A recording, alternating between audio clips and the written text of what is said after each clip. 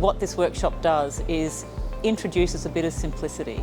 So it gives you a way of working through the questions in a logical manner and coming up with what's going on in your farm.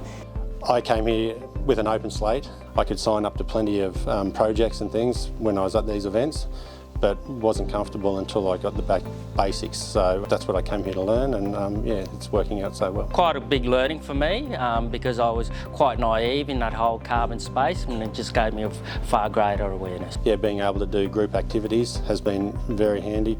Videos to actually see the real world and see how it's working in the real world has been most beneficial.